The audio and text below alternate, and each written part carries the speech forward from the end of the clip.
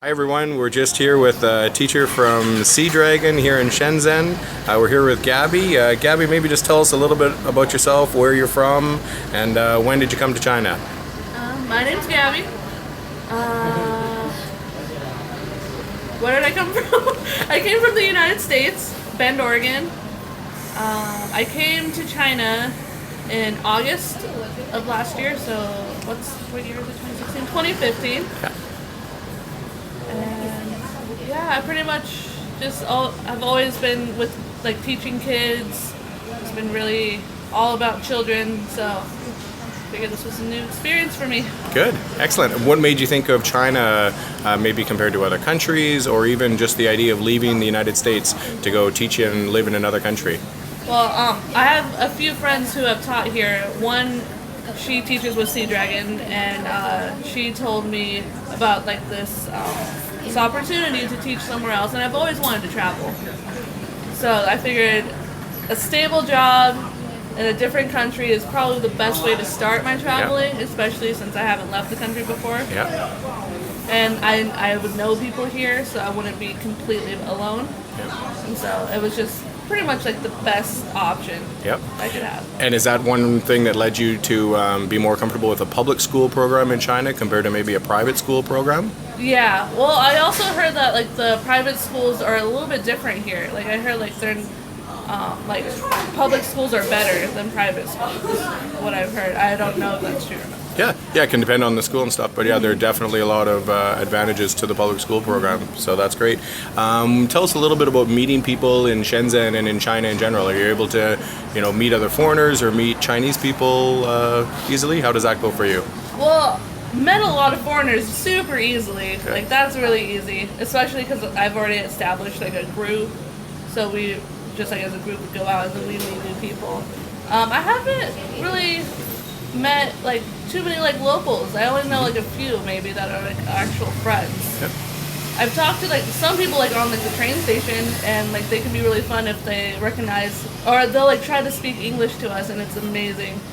And they're friendly, and sometimes I get the WeChat, but then like I don't really talk to them. Yeah. I kind of noticed the same thing. Yeah. Good for you. And this is our field reporter for Teach ESL Korea and Teaching ESL China. It's Jordan Hendrickson. Jordan, do you have a couple of questions for Gabby today? How do you like the food in China?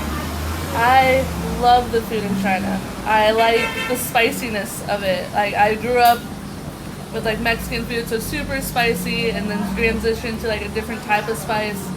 Amazing. I do not eat the meat though. I'm very scared of meat. Are you a meat eater back home? You just are a little nervous of it here? I'm a very picky meat eater back home. Yeah. So I usually just like eat chicken. Yeah. Would you recommend teaching and living in China to your friends? Most definitely. Yes. It's definitely a eye-opening experience, especially if like my friends who are also teachers. It's really nice to get like the difference between like American teaching versus China teaching, stuff like that. Yeah. And I think it's a great experience to have. Yep. Do you consider your school and job to be reliable? Yeah. In regards to the contract being upheld, paid on time, those types of things? Yeah, no, definitely. Like everything, like my contract said, has been happening. I get paid on time. I think maybe there was like one time it was late, but that was because of a holiday or something. So completely reasonable. Yep. And then my school is definitely like they help as much as possible. Yep. Like if I don't I got sick recently and like I had to get medicine, and like I just asked my contact teacher. I was like I need help like getting medicine like in a pharmacy. She like wrote down all the medicine that I would need, and all I had to do was take the note to a pharmacy, and I got it what I needed. Perfect. Yeah, it seems like a great thing in regards to Sea Dragon and just the schools here in China in general, to be honest, is I think it's because they realize that the teachers do need a lot of support because it would be very challenging to do that on your own. So they really make sure that that's in place for you. So that's good. It's definitely very helpful. Yeah. What about, I know Jordan has it on his list, but tell us a little bit about support when you first came for starting your visa as well as renting your apartment. How did that sort of process go? The visa, I was a little bit stressed when I came here because I flew into Hong Kong. I didn't get my visa in the States, Okay. and so I flew in early. Okay. So I was supposed to get my visa on the 24th, and I flew in on the 21st, so I could venture around Hong Kong. But so I was really stressed about that, but it pretty much went out perfectly. Like they Good. had my papers. I went to the Hong Kong office, and I got my visa. Good. And what about your apartment? Is it provided by the school, or did you find your own apartment and rent No, it? Sea Dragon actually helped me find my apartment. Okay. They put me, like when I first came here, they put me near Shangmei Lin. Okay. And I told them, I was like, it's just too far from the school that I'm at. And so they helped me find a house that was closer to me, or closer Yep. to my school. Yep. Unfortunately, like the houses around the school are super expensive. Okay. But Yep. And when you say super expensive, what type of ballpark for prices, if you don't mind? So my place is about 3 stops away, Yeah. and I pay $4,300. Okay. And it's just a studio. Yep. And I know like studios over here, I was talking to my contact teacher, or like this is like right by my school. Yeah. It's around like 6,000. Really? Wow, that's Studio. interesting Just because, especially the school that I teach at, it's a higher level Okay. elementary. Okay. So a lot of parents want their kids to come here, so they raise, because you can't, the students can't come to a school unless they live like close to it. Yeah.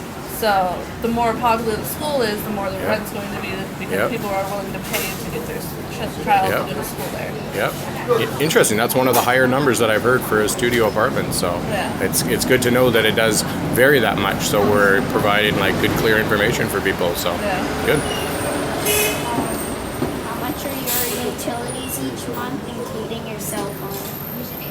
I actually have no idea how, or like I pay like on my cell phone, like maybe I pay it like through WeChat wallet, Yep. 150, but that lasts me a good like two months, two Yep. to 3 months. Yep. And then my utilities, my electronic or my electric, my gas, and my water I pay every other month, Okay.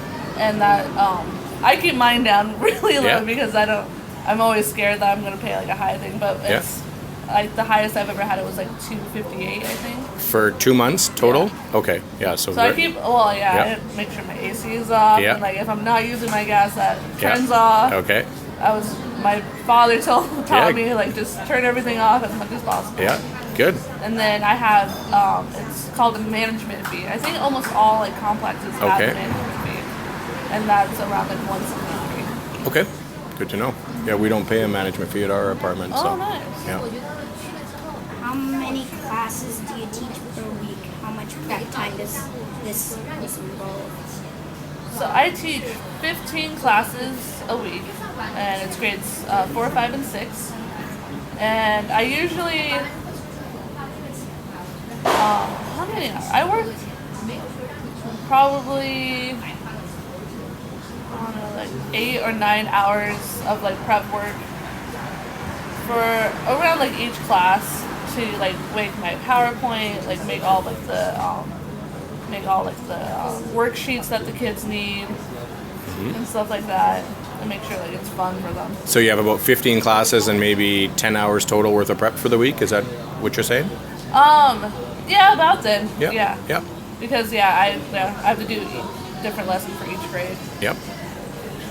but they give me like material, so it's not too bad. And do you work off of a textbook as a base and then you create PowerPoints to make the lesson better, or how does that work for the public school program? Because I'll admit I haven't taught in a public school in quite a while, so. It's actually I think it's better, like it's according to like the teachers that like, so each class like has like a homeroom like English teacher, Yep. something like that, and one wants me to teach straight from the book. Yeah. So there are some classes that I have to do like a completely different lesson for, where Okay. most of the other teachers, they want me to teach nothing from the book. They Yeah. want me to teach more cultural and stuff Yeah. like that. Yeah.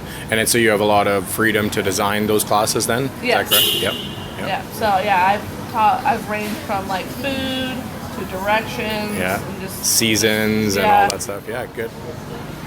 Do you have a co-teacher in class? Is it helpful? I do not have a co-teacher in class. I do want one. I feel like it would be better because a lot of like, especially the older students, Yeah. they know like my class is mostly like a fun class. Like Yeah. it's not meant to be like taken seriously, not meant to like have homework. And so they understand that. So, but like they talk a lot. But then they're trying to keep pushing the limits, right? Yeah. So, and then like once I get like the co-teacher to come to class, because there's times where I'm like, okay, you guys need a timeout. Let me grab her, and like they're just silent. Yeah. Just quiet. Yeah.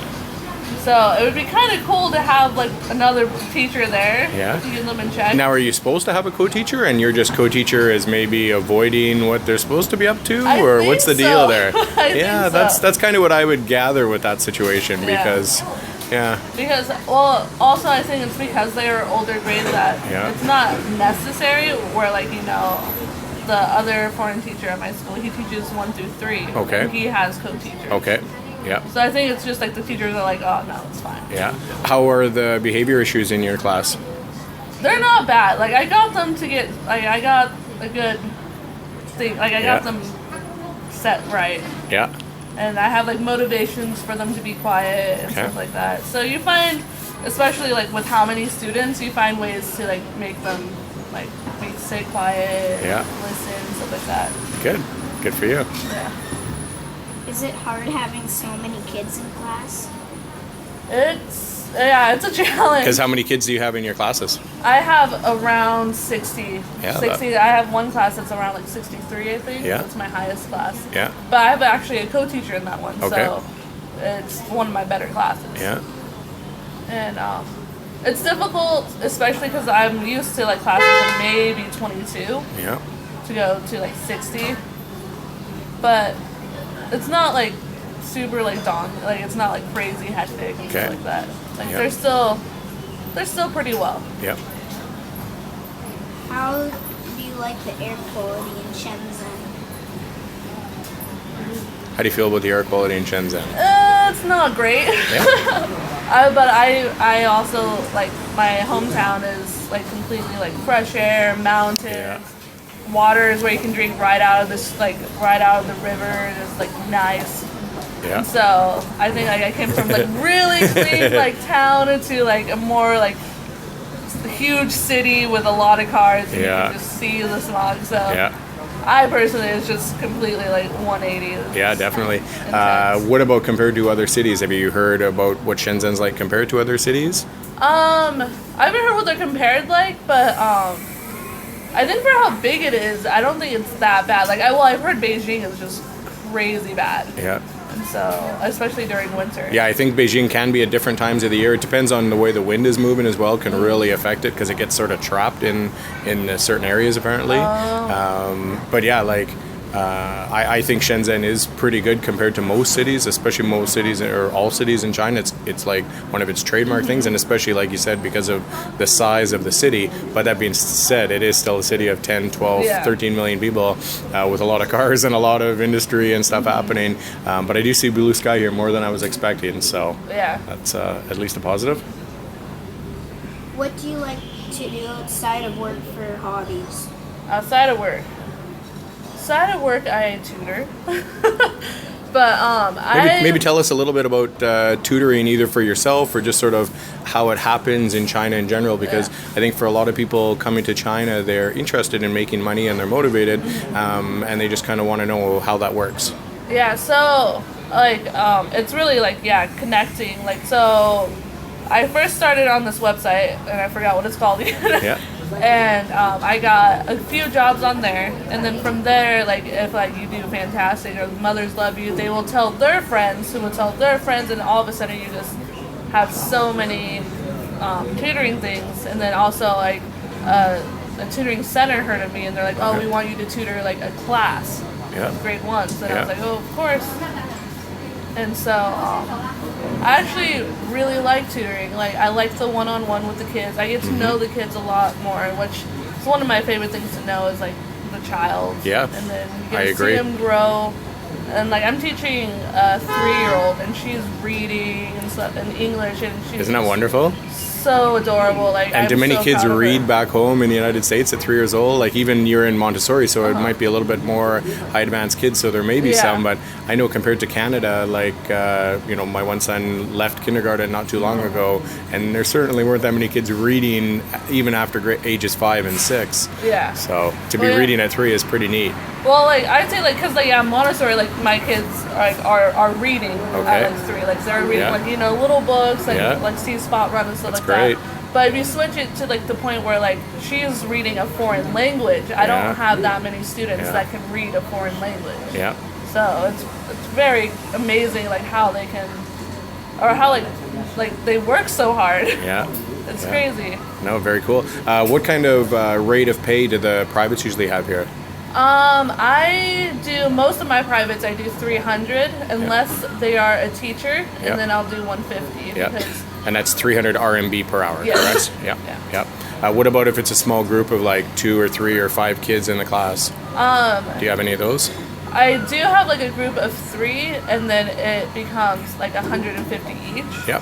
So Yeah. I get like a little bit more because like a lot of people say like it's a lot harder for like them to learn as a group, but I think it's easier for them to learn as a group. I think so too. I think it's easier. So Yeah. a lot of people like will like I have like some teachers that I know like will do like maybe like 100 or something because it's supposed to be like they don't learn as much. Yeah. But And they're grouping multiple kids together, so Yeah. the value to the teacher is even better. So that can be good. Yeah. Yeah, sure. Yeah. Are you able to live comfortably or save money on your income in China? Yes, I live super comfortably. Like I have my own place, and most of my allowance or most of my pay that I get from Sea Dragon, I send completely home, and I just live off my tutoring. Great. And still, like I'm able to go out drinking. I can go Win at trivia on a Monday win night. on trivia. Oh, I almost won. We almost won. You that won night. 2 weeks ago, though. Yeah, we so won there. 2 weeks ago. But yeah, so I'm still able to Yeah. do stuff. like Good, that. good. Any other sort of comments or suggestions or information for anyone considering coming to Shenzhen and with Sea Dragon and teaching in China? Anything else you can think of? Maybe before you teach, Yeah. come early and see more of China, because I know Yeah. like I have a hard time once I'm teaching, like Yeah. because you only get holidays off, and then Yeah. everyone gets holidays off. So Okay. you go like It I gets wanted busy. to go to Beijing, but I saw a video of just like crowded because it's a holiday. Yes. So maybe if you're coming to Shenzhen, come like maybe like a week or 2 early. Yeah, and great- then that great way suggestion. You can head like to Beijing. Or Yeah, we did something. exactly that before we came here. We ended up not leaving Shenzhen, but it did help us sort of get comfortable in the city before my wife started teaching here. Yeah. So I do think that worked out well. So good. Well, excellent. Thanks a lot for your time, Yeah. Gabby. We really appreciate it. And hopefully this helps a few teachers back home in other native countries understand teaching and living in Shenzhen with Sea Dragon. Thanks a lot. Bye.